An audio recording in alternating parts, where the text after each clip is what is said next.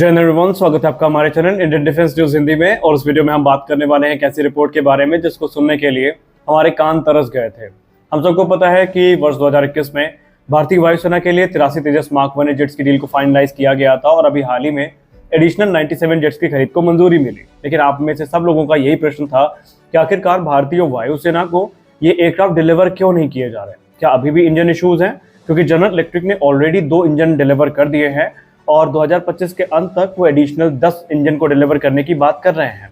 तो यहाँ पर दिक्कत क्या है? क्या अभी भी कोई सर्टिफिकेशन है जो बाकी है, या और भी बहुत सारे सवाल आपके यहाँ पर थे? तो फाइनली हमारे डिफेंस सेक्रेटरी ने खुद इस पर एक आधिकारिक बयान दे दिया है और डेट की अनाउंसमेंट भी हो गई है कि भारतीय वायुसेना को ये एयरक्राफ्ट कब मिलेंगे। और हम आशा करते हैं कि अब तक आप लोगों ने गेस कर लिया होगा उस डेट को जिस दिन ये एयरक्राफ्ट मिलने हैं। और उसके अलावा एक और बड़ी रिपोर्ट सामने आ रही है। हमने कल की वीडियो में या आज सुबह की वीडियो में हमने आपसे डिस्कस किया था कि डोनाल्ड ट्रंप का जिस प्रकार का रवैया है और ट्रंप के सलाहकार जिस प्रकार से एरो इंजन को लेकर भारत को धमकाने में लगे हैं, हमें बहुत जल्द ही कोई बड़ा कदम उठता दिखाई पड़ेगा।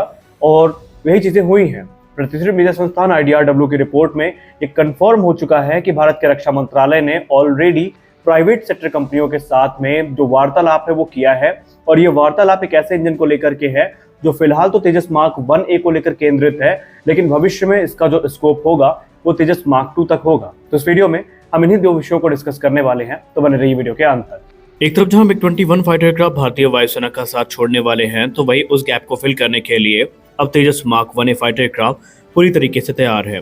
हाल ही में NDTV की तरफ से डिफेंस समिट का आयोजन किया गया था, जहां पर जो भारत के डिफेंस सेक्रेटरी हैं उन्होंने इसको लेकर एक बड़ा बयान दिया है।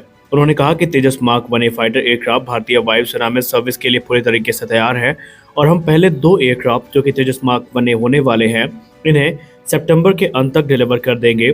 यहाँ पर सितंबर के अंत तक की टाइमलाइन इसलिए दी गई है क्योंकि इस दौरान जो मेजर वेपन ट्रायल है यानी कि अस्त्र का इंटीग्रेशन है उसको क्लियरेंस मिल चुकी है और इसी के साथ ही यह जो एयरक्राफ्ट है ये अस्त्र के साथ इक्विप होकर भारतीय वायुसेना को ज्वाइन करेगा। उन्होंने कहा कि ये एयरक्राफ्ट एडवांस एसा रडार से इक्विप है और इसमें जितने भी बदलाव इंडियन एयरफोर्स की तरफ से सजेस्ट किए गए थे वो हो चुके हैं और उनका सर्टिफिकेशन भी लगभग पूरा हो चुका है।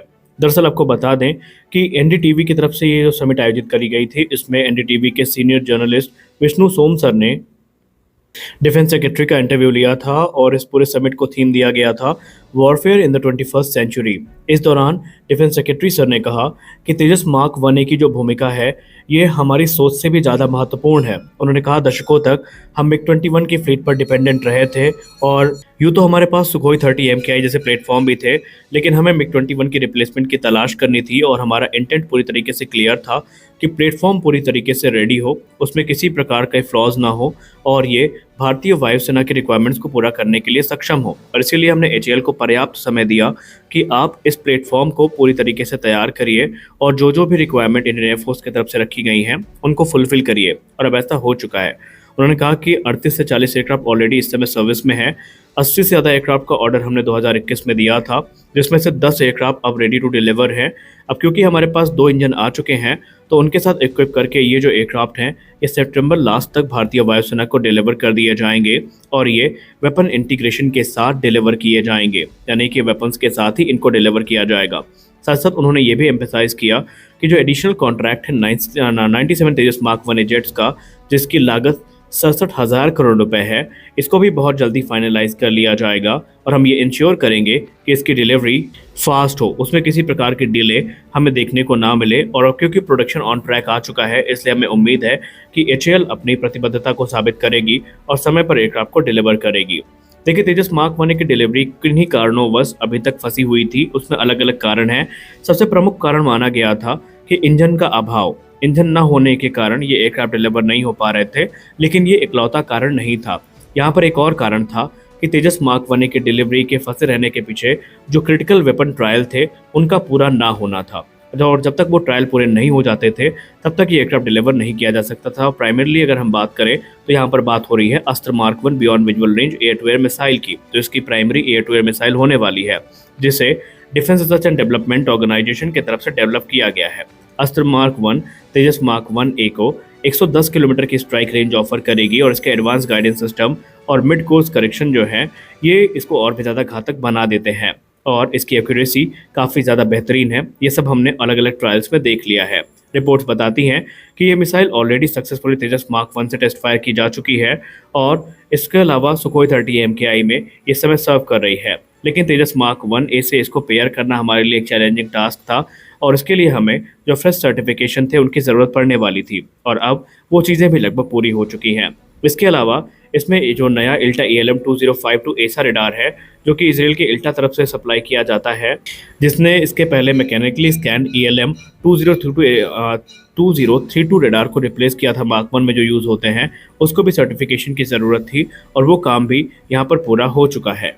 और ये रडार इतना पावरफुल है कि ये पुराने वेरिएंट की तुलना में ज़्यादा superior multi target tracking offer करता है, जहाँ पर ये एक साथ 64 टारगेट को ट्रैक कर सकता है और ये स्टेल्थी थ्रेड्स को भी तकरीबन 150 किलोमीटर की दूरी से ही देखने में सक्षम है और ये इलेक्ट्रॉनिक जैमिंग से भी पूरी तरीके से रेजिस्टेंट है, जिसका मतलब ये है कि ये रडार सेफ्टी के साथ साथ एक एक्सेप्शनल ट्रैकिंग पावर भी ऑफर करेगा तेजस मार्क 1A को, जो कि भारतीय वायुसेना के लिए बहुत ज़्यादा ज़रूरी है। और ये जो ऐसा रडार है ये अलाउ करेगा कि हम साइमल्टेनियसली एयर टू एयर और एयर टू ग्राउंड मोड्स में जो टारगेट है उनको देख सकते हैं। रिपोर्ट्स ये भी बताती हैं कि अभी हाल ही में अगस्त के महीने में ही, यानी इसी अगस्त के महीने की शुरुआत में, हमने जो अस्त्र मार्क 1A मिसाइल के लाइव फायरिंग ट्रायल थे वो तेजस मार्क 1A के प्रोटोटाइप से किए थे और यहाँ पर चीज़ें वैलिडेट की जा चुकी हैं और हमने जो अस्त्र मार्क 1A की परफॉर्मेंस है वो एसर रडार के साथ वैलिडेट कर ली है। इस टेस्ट ने डेमोन्स्ट्रेट किया है कि किस प्रिसाइज टारगेट एक्विजिशन और फायर कंट्रोल अलाइनमेंट के साथ ये जो टारगेट है उसको हिट किया गया था और हमने बहुत सारे जो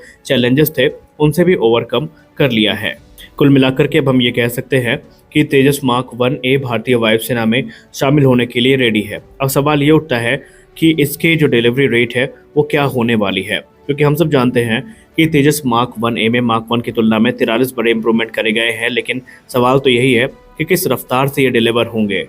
तो HAL ने क्लियर कर दिया है कि जनरल इलेक्ट्रिक उन्हें तकरीबन 10 इंजन या 12 इंजन के लिए प्रतिबद्ध है, जो कि 2025 के अंत तक डिलीवर कर दिया जाएंगे। वही फाइनेंशियल ईयर 2026-27 से तकरीबन हमें 24 इंजन प्रति वर्ष की दर तक मिलेंगे। और अगर हम HAL की प्रोडक्शन कैपेसिटी पर एक बार नज़र डालें तो HAL की जो 2 प्रोडक्शन लाइन एक्टिव हैं इस समय बेंगलोर में, वो क्रमशः 16 एयरक्राफ्ट कंबाइंड तौर पर बना सकती हैं। इसके अलावा अगर हम नासिक प्रोडक्शन लाइन को भी ऐड कर लें तो नासिक प्रोडक्शन लाइन को ऐड करने के बाद यह संख्या 24 तक पहुंच जाती है, यानी कि हमें 24 एयरक्राफ्ट प्रति वर्ष की दर तक मिल सकते हैं। वहीं अगर प्राइवेट कंपनियों की सहभागिता की बात करें, क्योंकि प्राइवेट प्रोडक्शन लाइन को भी प्रपोज किया जा रहा है, तो उस स्थिति में ये नंबर 30 तक भी पहुंच सकते हैं। और कई बार रिपोर्ट सामने आ भी चुकी है कि जनरल इलेक्ट्रिक यहाँ पर अधिक से अधिक संख्या में जो इंजन है वो डिलीवर करने का प्रयास करेगा, ऐसा आश्वासन वो भारत को दे चुका है। तो देखते हैं आने वाले भविष्य में हमें क्या देखने को मिलता है।